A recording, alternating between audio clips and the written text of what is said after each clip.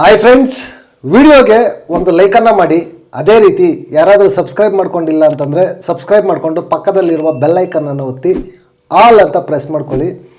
ಗುರು Rakshita mass re-entry ಬಗ್ಗೆ ನಿಮ್ಗೇನು ಅನ್ನಿಸ್ತು ಅಂತ ಈ ವಿಡಿಯೋ ಕೆಳಗಡೆ ಕಮೆಂಟ್ ಮಾಡಿ. ಅದೇ ರೀತಿ ಕರಿಬಸಪ್ಪ ಮತ್ತು ಅಮಿತ್ ಅವರು ಎಲಿಮಿನೇಟ್ ಆಗಿದ್ರ ಬಗ್ಗೆ ಕೂಡ ವಿಡಿಯೋ ಕೆಳಗಡೆ ಕಮೆಂಟ್ ಮಾಡಿ.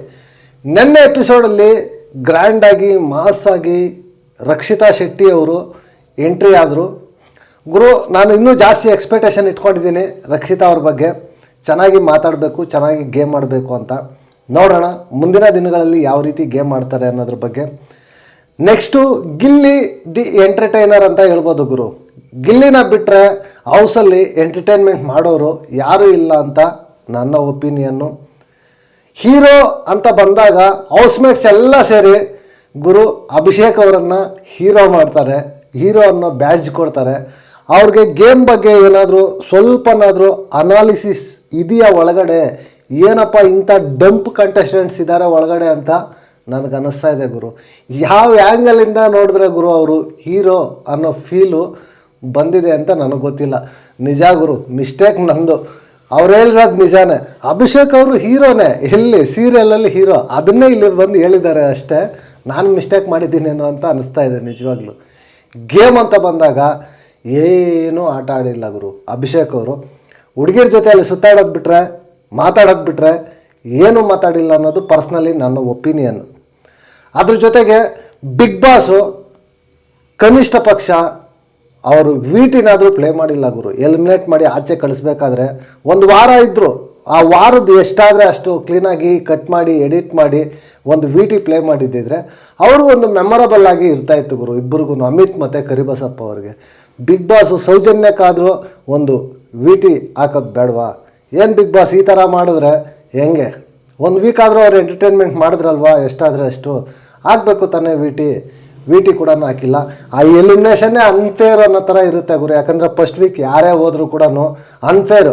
ಅದರಲ್ಲಿ ಬಿಗ್ ಬಾಸ್ ಟೀಮು ಇನ್ನೂ ಅನ್ಫೇರ್ ಮಾಡಿದ್ರು. ಆ ಎಲಿಮಿನೇಷನ್ ಮಾಡೋರು ಇದ್ದಿದ್ರೆ ಸೋಮವಾರನೇ ಆ ಕಡೆ ಇಟ್ಬಿಡ್ಬೇಕಾಗಿತ್ತು ನಾಮಿನೇಷನ್ಸು. ಆ ಮಂಗಳವಾರದಿಂದ ವೋಟಿಂಗ್ ಇದ್ದಿದ್ರೆ ಯಾರು ತಾಕತ್ತು ಎಷ್ಟಿದೆಯೋ ಅಷ್ಟು ಅವ್ರ ಕಡೆ ಅವ್ರು ಎಫರ್ಟ್ ಹಾಕಿ ವೋಟ್ ಹಾಕ್ಸ್ಕೊಂಡಿರೋರು. ಅದು ಬಿಟ್ಬಿಟ್ಟು ಎಲ್ಲ ಅದೇನೋ ಹೇಳ್ತಾರಲ್ವಾ, ಎಲ್ಲ ಕೊಳ್ಳೆ ಹೊಡೆದ ಮೇಲೆ ಕೋಟೆಗೆ ಬಂದು ಬೀಗ ಹಾಕಿದ್ರಂತ, ಆ ರೀತಿ ಆಯಿತು. ಎಲ್ಲ ಆಗೋದ್ಮೇಲೆ ಕೊನೆ ಲಾಸ್ಟ್ ದಿನ ಬಂದು ಒಂದು 5 ಅವರ್ ಟೈಮ್ ಕೊಟ್ಬಿಟ್ಟು ಎಲಿಮಿನೇಷನ್ ಮಾಡಿದ್ರೆ ಇದು ಯಾವ ನ್ಯಾಯ ಹೇಳಿ ಅಲ್ವಾ? ನಿಜವಾಗ್ಲೂ ಟು ವರಸ್ಟ್ ಅಂತ ಅನ್ನಿಸ್ತು ನನ್ನ ಪ್ರಕಾರ. ಹೀರೋ ಅಂತಂದರೆ ಗಿಲ್ಲಿ ಮತ್ತು ಅಶ್ವಿನಿ ಮೇಡಮ್ ಗುರು. ಯಾಕಂತಂದರೆ ಈ week positive or negative hero ಥರ ಹೆಗಲ ಮೇಲೆ ಇಟ್ಕೊಂಡು ಶೋನ ಮುಂದೆ ತಗೊಂಡೋದ್ರು. ಜೊತೆಗೆ ಧನುಷ್ ಕೂಡ. ಈ 3 ಜನ ನನ್ನ ಪ್ರಕಾರ ಹೀರೋ ಅಂತ ಅನ್ನಿಸ್ತು ಗುರು. ನಿಜವಾಗ್ಲೂ ಸೂಪರ್. ಅದರಲ್ಲೂ ಕೂಡ ಅಭಿಷೇಕ್ ಅವ್ರಿಗೆ ಕೊಟ್ಟಿದ್ದಂತೂ ಭಾರಿ ಡಂಪ್ ಅಂತ ಹೇಳಿದ್ರೆ ತಪ್ಪಾಗೋದಿಲ್ಲ. ರಕ್ಷಿತಾ ಅವರು ಮಾಸಾಗಿ ಎಂಟ್ರಿ ಕೊಟ್ಟಿದ್ದಾರೆ ಗುರು. ಮಾತು ಕಲಿಬೇಕು ಗುರು, ಇಲ್ಲ ಅಂತಂದರೆ ಕಷ್ಟ ಆಗುತ್ತೆ. ನೋಡೋಣ ಯಾವ ರೀತಿ ಆಡ್ತಾರೆ ಏನು ಅಂತ ಮುಂದಿನ ದಿನಗಳಲ್ಲಿ. ಓವರಾಲ್ ಆಗಿ ಎಪಿಸೋಡಲ್ಲಿ ಏನೇನಾಯಿತು ಅನ್ನೋದ್ರ ಬಗ್ಗೆ ಡೀಟೇಲ್ಡಾಗಿ ಈ ವಿಡಿಯೋದಲ್ಲಿ ಮಾತಾಡ್ಕೊಳ್ಳೋಣ. ಫಸ್ಟ್ಗೆ ರಕ್ಷಿತಾ ಅವರು ಎಂಟ್ರಿ ಕೊಡ್ತಾರೆ. ಎಂಟ್ರಿಗೆ ಸ್ಟೇಜ್ ಮೇಲೆ ಮಾತ್ರ ಮಾಸಾಗಿ ಡೈಲಾಗು, ಬುಕ್ಕು, ಕವರು ಯಾವ ರೀತಿ ಜಡ್ಜ್ ಮಾಡಿದ್ರು ಆಚೆ ಹೋಗ್ತೀನಿ ಕೇಳ್ತೀನಿ.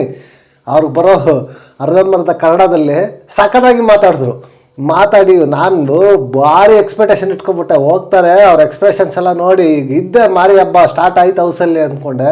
ಬಟ್ಟು ಅಷ್ಟೊಂದು ಇದರಲ್ಲಿ ನಾನು ಎಕ್ಸ್ಪೆಕ್ಟ್ ಮಾಡ್ಕೊಂಡಿದ್ರಲ್ಲಿ ಹೋಗಿದ ತಕ್ಷಣ ಏನೂ ಆಗಿಲ್ಲ. ಯಾಕಂತಂದರೆ ಇನ್ನೂ ಚಿಕ್ಕ ಹುಡುಗಿ ಪಾಪ ಹೆದರಿಕೆ ಆಗಿರ್ಬೋದು, ಸೆಟ್ರೇಟ್ ಆಗೋದಕ್ಕೆ 1 or 2 days ಟೈಮ್ ತಗೋಬೋದು. ಹೋಗ್ತಾ ಸರ್ ಹೋಗ್ತಾರೆ ಅಂತ ನನಗನ್ಸುತ್ತೆ ಗುರು. ಫಸ್ಟ್ ಡೇ ಎಂಟ್ರಿ ಆದಾಗ ಫುಲ್ ಆನ್ ನೆಗೆಟಿವಿಟಿ ಯಾರಿಗಾದ್ರೂ ಇತ್ತು ಅಂತಂದರೆ ರಕ್ಷಿತಾಗೆ ಗುರು. ಬಿಗ್ ಬಾಸ್ ಮನೆಗೆ ಎಂಟ್ರಿ ಆಗೋ ದಿನ ಫುಲ್ ಆನ್ ನೆಗೆಟಿವಿಟಿ ಇತ್ತು ಅಂದರೆ ಆಚೆ ಕಡೆಯಿಂದ ಹೋಗ್ಬೇಕಾದ್ರೆ ನೆಗೆಟಿವಿಟಿ ಇದ್ದಿದ್ದು ರಕ್ಷಿತಾ ಅವ್ರಿಗೇನೆ ನನಗೆ ಗೊತ್ತಿರೋ ಪ್ರಕಾರ. ಬಟ್ ಬಿಗ್ ಬಾಸು ಆ ಮೊದಲನೇ ದಿನ ಏನು ಎಲಿಮಿನೇಟ್ ಮಾಡಿದ್ರು ಆವಾಗ ಫುಲ್ ಆನ್ ಪಾಸಿಟಿವ್ ಆಗಿದ್ದು ಕೂಡ ರಕ್ಷಿತಾನೇ. ಈಗ ಫುಲ್ ಆನ್ ಪಾಸಿಟಿವಿಟಿಯಿಂದ ಎಂಟ್ರಿ ಆಗಿದ್ದಾರೆ. ಅದು ನೋಡಬೇಕು ಜನ. ಇಷ್ಟು ದಿನ ವಿ ವಾಂಟ್ ರಕ್ಷಿತಾ ಬ್ಯಾಕ್ ಬೇಕು ಅಂತಂದ್ಬಿಟ್ಟು ತುಂಬ ಸಪೋರ್ಟ್ ಮಾಡಿದ್ರು ಅವ್ರಿಗೆ, ತುಂಬ ಪಾಸಿಟಿವಿಟಿ ಆಯಿತು. ಈಗ ಅದು ಮತ್ತೆ ಆಡಿಯನ್ಸ್ ಮತ್ತೆ ಅದು ಓಟಾಗಿ ಕನ್ವರ್ಟ್ ಆಗುತ್ತಾ ಏನಾಗುತ್ತಾ ಇಲ್ಲ ಅನ್ನೋದು ಅವ್ರಿಗೆ ಬಿಟ್ಟಿದ್ದು, ರಕ್ಷಿತಾ ಫ್ಯಾನ್ಸ್ಗೆ ಬಿಟ್ಟಿದ್ದು. ನೋಡೋಣ ಯಾವ ರೀತಿ ಹೋಗುತ್ತೆ ಏನೋ ಅಂತ.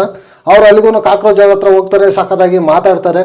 ಮಾತಾಡ್ಬಿಟ್ಟು ಡೈರೆಕ್ಟಾಗಿ ಅಶ್ವಿನಿ ಮೇಡಮ್ ಹತ್ರನೇ ಮಾತಾಡಿದ್ರೆ ಸಖತ್ತಾಗಿರ್ತಾಯಿತ್ತು. ಅಶ್ವಿನಿ ಮೇಡಮು ಬರಲಿ ಅವಳು ಮಾಡ್ತೀನಿ ಅವಳಿಗೆ ಅಂತ ಮಾತಾಡ್ತಾ ಇದ್ಲು. ಒಟ್ಟಿನಲ್ಲಿ ಒಂದು ಇದಂತೂ ಸ್ಟಾರ್ಟ್ ಆಗೋ ಚಾನ್ಸಸ್ಸು ತುಂಬ ಜಾಸ್ತಿನೇ ಇದೆ. ಒಳ್ಳೆ ಮಾಸ್ ಎಂಟ್ರಿ ಖಡಕ್ಕಾಗಿ ಎಂಟ್ರಿ ಕೊಟ್ಟರು.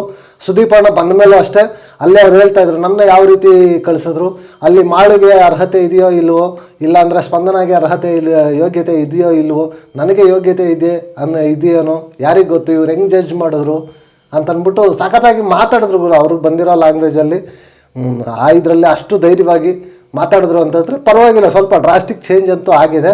ಬಟ್ ಮಾತಾಡಬೇಕು, ಚೆನ್ನಾಗಿ ಮಾತಾಡಬೇಕು. ಟಾಸ್ಕ್ ಅನ್ನೋದು ಸ್ವಲ್ಪ ಚೆನ್ನಾಗಿ ಎಫರ್ಟ್ ಹಾಕಿದ್ರೆ ಈಗಿರೋ ಅವ್ರ ಪಾಸಿಟಿವಿಟಿಗೆ ಸರ್ವೈವ್ ಆಗೋದಂತೂ ಈಸಿನೇ.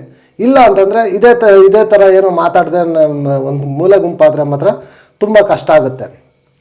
ಮತ್ತು ಗಿಲ್ಲಿ ಬಗ್ಗೆ ಗುರು, ಗಿಲ್ಲಿ ಹೌಸಲ್ಲಿ ಎಂಟರ್ಟೈನರ್ ಅಂತ ಹೇಳಿದ್ರೆ ತಪ್ಪಾಗೋದಿಲ್ಲ.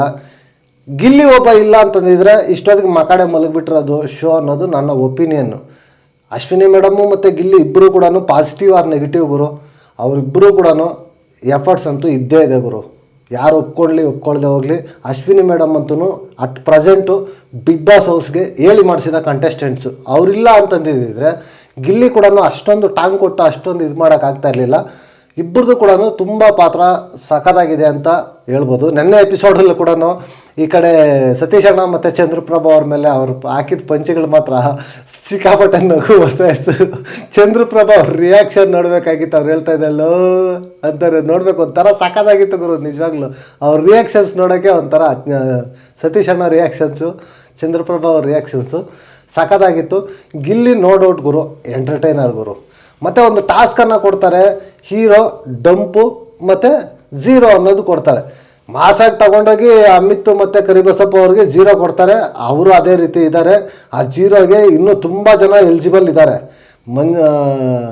ಮಂಜು ಭಾಷಿಣಿ ಅವರು, ರಾಶಿಕಾ ಶೆಟ್ಟಿ ಅವರು ಕೂಡ 0ಗೆ ಎಲಿಜಿಬಲ್ಲೆ. ಆ ಕಡೆ ಅಭಿಷೇಕು ಮತ್ತು ಅಶ್ವಿನಿ ಅವರು ಎಲಿಜಿಬಲ್ಲೆ ತುಂಬ ಇದ್ದಾರೆ. ಆ ಕಡೆ ಜಾನ್ವಿ ಕೂಡ 0ಗೆ ಎಲಿಜಿಬಲ್ಲೆ ಅಲ್ವಾ. ಇನ್ನೇನು ಮಾಡಿದ್ದಾರೆ ಹೇಳಿ, ಎಲ್ಲ 0ಗೆ ಎಲಿಜಿಬಲ್ಲೆ. ಬಟ್ಟು ಡಂಪು ಬಂದಾಗ ಡಂಪುನೂ ಸೇಮ್ ಎಲ್ಲನೂ ಇದ್ದಾರೆ, ಆಲ್ಮೋಸ್ಟ್ ಎಲ್ಲ ಇದ್ದಾರೆ. ಗುಂಪಲ್ಲಿ ಗೋವಿಂದ ಅನ್ನೋ ಥರನೇ ಇದ್ದಾರೆ. ಬಟ್ ಹೀರೋ ಅಂತ ಬಂದಾಗ ನಿಜವಾಗ್ಲೂ ಗುರು ಈ ಸೀಸನ್ನಲ್ಲಿ ಈ ಕಂಟೆಸ್ಟೆಂಟ್ಸ್ ಅನಾಲಿಸಿಸ್ನ ತಗೊಂಡೋಗಿ ಎಲ್ಲಿಡಬೇಕೋ ನನಗೆ ಗೊತ್ತಾಗ್ತಾ ಇಲ್ಲ ಗುರು. ಹೌಸಲ್ಲಿದ್ದಾರೆ, ಕಣ್ಮುಂದ್ಗಡೆ ಗೇಮ್ ನಡೀತಾ ಇದೆ. ಎಲ್ಲಿ ಯಾರು ಓಡಾಡ್ತಾ ಇದ್ದಾರೆ, ಏನು ಮಾತಾಡ್ತಾ ಇದ್ದಾರೆ ಅವ್ರ ಕಣ್ಮುಂದ್ಗಡೆ ಇದೆ. ಅಷ್ಟಿದ್ಕೊಂಡು ಗೇಮ್ ಮಾಡಿರೋ ಧನುಷೇ ಕಾಣಿಸಿಲ್ಲ ಅವ್ರಿಗೆ. ನೋಡಿ ಹೆಂಗಿದೆ ಅಂತ. ಎಂಟರ್ಟೈನ್ಮೆಂಟು ಮಾಡಿರೋ ಗಿಲ್ಲಿ ಕಾಣಿಸಿಲ್ಲ, ಆ ಕಡೆ ಅಶ್ವಿನಿ ಮೇಡಮ್ ಕಾಣಿಸಿಲ್ಲ. ಒಂದು ಪೌಡ್ರ್ ರೂಮಲ್ಲಿ ಕೂತ್ಕೊಂಡು ಆಯಶ್ ಜೊತೆ ಅಭಿಷೇಕ್ ಅವರು ಫ್ಲರ್ಟಿಂಗ್ ಮಾಡಿಕೊಂಡು ರಾಶಿಕಾ ಜೊತೆ ಇದ್ದಿದ್ದು ನೋಡಿ ಹೀರೋ ಅನ್ನೋದು ಕೊಟ್ಟರೆ ಇವ್ರ ಗೇಮ್ ಎಲ್ಲಿಗೆ ಹೋಗಿ ನಿಂತ್ಕೊತಾ ಇದೆ ನೀವೇ ಅರ್ಥ ಮಾಡ್ಕೊಳ್ಳಿ. ಯಾವ ಆ್ಯಂಗಲಲ್ಲಿ ಹೀರೋ ನಿಜ ಗುರು. ಸೀರಿಯಲಲ್ಲಿ ಹೀರೋ ಆಗಿದ್ರಲ್ವ, ಅದನ್ನು ಇನ್ನೂ ಮೈಂಡಲ್ಲಿ ಇಟ್ಕೊಬಂದು ಇಲ್ಲೂ ಹೀರೋ ಅನ್ನೋ ರೇಂಜಿಗೆ ಕೊಟ್ಟಿದ್ದಾರೆ ಅಂತ ನನಗೆ ಅನ್ನಿಸ್ತಾ ಇದೆ. ಅದರಲ್ಲೂ ಕೆಲವೊಂದು ಟಿಟ್ ಫಾರ್ ಟ್ಯಾಟ್ ಅನ್ನೋ ಥರ ಇತ್ತು. ಇವ್ರೋಗಿ ಮಂಜು ಮೇಡಮ್ಗೆ ಹೀರೋ ಕೊಡೋದು, ಅವ್ರು ಬಂದು ಇವ್ರಿಗೆ ಕೊಡೋದು, ಇವ್ರೋಗಿ ಧನುಷ್ ಕೊಡೋದು, ಧನುಷ್ ಬಂದು ಇವ್ರಿಗೆ ಕೊಡೋದು. ಏನಿದು ಕೊಟ್ಟು ತಗೊಳ್ಳೋದಾ? ನಿಜವಾಗ್ಲೂ ಭಾರಿ ಕಷ್ಟ ಆಗುತ್ತೆ ಗುರು. ನಾನು ಓಪನ್ ಆಗಿ ಹೇಳ್ಬಿಡ್ತೀನಿ ಗುರು, ಅಭಿಷೇಕ್ ಮೇಲೆ ನಾನು ಭಾರಿ ಎಕ್ಸ್ಪೆಕ್ಟೇಷನ್ ಇಟ್ಕೊಂಡಿದ್ದೆ. ಯಾವ ರೇಂಜ್ಗೆ ಅಂತಂದರೆ ಒಂಥರ ಕಾರ್ತಿಕ್ ಆಗೋ ರೇಂಜ್ಗೆ ಆಗ್ಬೋದೇನೋ ಅಂತ ಅಂದ್ಕೊಂಡಿದ್ದೆ ನಾನು ಸ್ಟಾರ್ಟಿಂಗಲ್ಲಿ. ಬಟ್ ಇಲ್ಲ ಗುರು, ನನ್ನ ಎಕ್ಸ್ಪೆಕ್ಟೇಷನ್ನು ಆ ರೇಂಜ್ಗಿಟ್ಟು ನಾನು ತಪ್ಪು ಮಾಡಿದೆ ಅಂತ ಅನ್ನಿಸ್ತಾ ಇದೆ. ಆ ರೇಂಜ್ಗಿಲ್ಲ ಅಣ್ಣ ಏನಿದ್ರು ಬ್ಯಾಚ್, ಏನು ಮಾಡೋಕ್ಕಾಗಲ್ಲ. ನೋಡೋಣ. ಐ ಹೋಪ್ ಗುರು ಚೇಂಜ್ ಮಾಡಿಕೊಂಡು ಆಟ ಚೆನ್ನಾಗಿ ಆಡಿದ್ರೆ ಚೆನ್ನಾಗಿ ಮುಂದೆ ಇರ್ಬೋದು. ಬಟ್ ಇದೇ ಥರ ನಾನು ಇರ್ತೀನಿ ಅಂತಂದರೆ ಇರಿಟೇಟ್ ಆಗುತ್ತೆ. 1 ವೀಕ್ 1 or 2 ವೀಕ್ಸು ಓಕೆ ಗುರು, ಈ ಲವ್ ಟ್ರ್ಯಾಕು ಅದು ಇದು 1 or 2 ವೀಕ್ಸ್ ನೋಡ್ತಾರೆ ಜನ. ಆಮೇಲೆ ಎಂಥವನಿಗೂ ಇರಿಟೇಷನ್ ಬಂದೇ ಬರುತ್ತೆ, ಆಚೆ ಹಾಕ್ತಾರೆ. ಅಷ್ಟೇ ಆಗೋದು. ಸ್ಟ್ರಾಂಗ್ ಕಂಟೆಸ್ಟೆಂಟ್ ಆಚೆ ಬರ್ತಾರೆ, ಏನೂ ಮಾಡೋಕ್ಕಾಗಲ್ಲ. ಅವ್ರ ಕೈಯಿಂದ ಅವರೇ ಮಾಡ್ಕೊಂಡಿದ್ದು ಅಷ್ಟೇ. ನೆಕ್ಸ್ಟು ಎಲಿಮಿನೇಷನ್ ಗುರು. ಆ ಎಲಿಮಿನೇಷನ್ ನೋಡಿದ್ರೆ ಬಿಗ್ ಬಾಸ್ ಟೀಮು ಏನು ಮಾಡ್ತಾರೋ ಏನೋ ಅವ್ರಿಗೆ ಗೊತ್ತಿರಬೇಕು ಗುರು. ನಾಮಿನೇಷನ್ಸ್ ಮಾಡೋದನ್ನು ಸೋಮವಾರ ಮಾಡಿಬಿಡಬೇಕು, ಮಂಗಳವಾರದಿಂದ ವೋಟಿಂಗ್ ಇರಬೇಕು. ಅವ್ರ ಫ್ಯಾನ್ಸ್ ಇದೆಯೋ ಇಲ್ವೋ, ಅವ್ರ PR ಟೀಮೋ ಏನೋ ಕಷ್ಟಪಟ್ಕೊತಾರೆ, ಅವ್ರು ಓಟ್ ಹಾಕ್ಸ್ಕೊತಾರೆ. ನೀವು ತಗೊಂಡೋಗ್ಬಿಟ್ಟು ಶುಕ್ರವಾರ ನಾಮಿನೇಷನ್ಸ್ ಮಾಡಿಬಿಟ್ಟು ಅರ್ಧ ರಾತ್ರಿ ಓಪನ್ ಮಾಡಿಬಿಟ್ಟು ಶನಿವಾರ ಬೆಳಗ್ಗೆ ಅಷ್ಟೊತ್ತಿಗೆ ಕ್ಲೋಸಿಂಗು ಅಂತಂದರೆ ಇದು ಯಾವ ನ್ಯಾಯ ಗುರು ಅಲ್ವಾ? ಬಿಗ್ ಬಾಸ್ ಟೀಮು ಇದನ್ನು ಅದರಲ್ಲೂ ಡಬಲ್ ಎಲಿಮಿನೇಷನ್ನು, ಇದು ಭಾರಿ ಅನ್ಫೇರ್ ಅನ್ನೋ ಥರ ಇದೆ. ಮಾಡಬಾರ್ದು ಆ ಥರ. ಇಲ್ಲ ನಾಮಿನೇಷನ್ಸ್ ಇಟ್ಬಿಡಿ, ಸೋಮವಾರನೇ ಇಟ್ಬಿಡಿ, ಮಂಗಳವಾರನೇ ವೋಟಿಂಗ್ ಲೈನ್ ತೆರೆದುಬಿಡಿ. 5 ದಿನ ಯಾರು ಅವ್ರಿಗೆ ಎಷ್ಟು ಎಫರ್ಟ್ ಆಗುತ್ತೋ ಅಷ್ಟು ಎಲ್ಲ ಕಡೆನೂ ಹಾಕ್ಸ್ಕೊತಾರೆ ಓಟು. ಫ್ಯಾನ್ಸ್ ಇದ್ದರೆ ಫ್ಯಾನ್ಸ್ ಹಾಕ್ತಾರೆ, ಉಳ್ಕೊಳ್ಳೋರು ಉಳ್ಕೋತಾರೆ. ಯಾಕೆ ಆ ರೀತಿ ಮಾಡ್ತೀರಾ? ನಿಮಗೆ ಗೊತ್ತಾಗಬೇಕು. ಅದರಲ್ಲೂ ನನ್ನ ಕರಿಬಸಪ್ಪ ಅಮಿತು ಅನ್ಫೇರ್ ಎಲಿಮಿನೇಷನ್ ಅದು ಬಿಡಿ, ಅಟ್ಲೀಸ್ಟ್ ಒಂದು ವೀಟಿ ಅವ್ರು ಆಗಬೇಕಲ್ಲ ಬಿಗ್ ಬಾಸ್. ಯಾಕೆ ಬಿಗ್ ಬಾಸ್ ಈ ಥರ ಮಾಡ್ತೀರಾ ಅಲ್ವಾ? ಅವರು 1 ವೀಕ್ ಬಿಗ್ ಬಾಸ್ ಹೌಸಲ್ಲೇ ಇರಲಿಲ್ವಾ? ಏನು ಫುಟೇಜೇ ಇಲ್ವಾ? ಆ ಗೊರಕೆ ಹೊಡೆಯೋದು ಹಾಕ್ಕೊಂಡಿದ್ರಿ, ಒಂದು 2 ಮಿನಿಟ್ಸ್ ಇಬ್ಬರದು ಒಂದು ವೀಟಿ ಕಟ್ ಮಾಡಿ ಹಾಕಿದ್ದಿದ್ರೆ ಅವ್ರಿಗೂ ಒಂದು ಇದಿರೋದು, ಸ್ಟೇಜ್ ಮೇಲೆ ಪ್ಲೇ ಆಗಿದ್ದಿದ್ರೆ. ಇಷ್ಟೊಂದು ಪಕ್ಷಪಾತ ಯಾಕೆ? ನೆಕ್ಸ್ಟ್ ವೀಕ್ ಆದರೂ ರೆಡಿ ಮಾಡಿಕೊಂಡು ಕ್ಲಿಯರಾಗಿ ಕಂಟೆಸ್ಟೆಂಟ್ಗೆ ನಮಗೆ ಕಳಿಸೋವಾಗ ಗೌರವಯುತವಾಗಿ ಕಳಿಸಿ ಅನ್ನೋದು ನನ್ನ ಒಪಿನಿಯನ್. ದಯವಿಟ್ಟು ಬಿಗ್ ಬಾಸ್ ಟೀಮ್ಗೆ ಮತ್ತೆ ರಿಕ್ವೆಸ್ಟ್ ಮಾಡ್ತಾಯಿದ್ದೀನಿ, ನೆಕ್ಸ್ಟ್ ವೀಕಿಂದಾದರೂ ವಿಟಿನ ಕಟ್ ಮಾಡಿ ಕಂಟೆಸ್ಟೆಂಟ್ಸ್ಗೆ ಸ್ಟೇಜ್ ಮೇಲೆ ಪ್ಲೇ ಮಾಡಿ ಗೌರವಯುತವಾಗಿ ಕಳಿಸ್ಕೊಡಿ. ಯಾಕಂದರೆ ಅವ್ರು ಬಂದು ಆಟ ಆಡಿದ್ದಾರೆ, ಅಷ್ಟೋ ಎಷ್ಟೋ ಆಟ ಆಡಿದ್ದಾರೆ, ಅವ್ರಿಗೊಂದು ಗೌರವ ಅನ್ನೋದು ಇರಬೇಕು.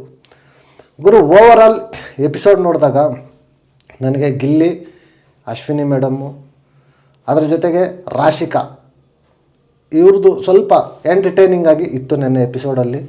ಮತ್ತು ಅನ್ಫೇರ್ ಎಲಿಮಿನೇಷನ್ ಅಂತ ನನಗೆ ಅನ್ನಿಸ್ತು. ನಿಮ್ಗೇನು ಅನ್ನಿಸ್ತು ಅಂತ ಈ ವಿಡಿಯೋ ಕೆಳಗಡೆ ಕಮೆಂಟ್ ಮಾಡಿ. ನೆಕ್ಸ್ಟ್ ವಿಡಿಯೋದಲ್ಲಿ ಸಿಗೋಣ. ಅಂಟಿಲ್ ಟೇಕ್ ಕೇರ್, ಬಾಯ್ ಬಾಯ್, ನಮಸ್ತೆ.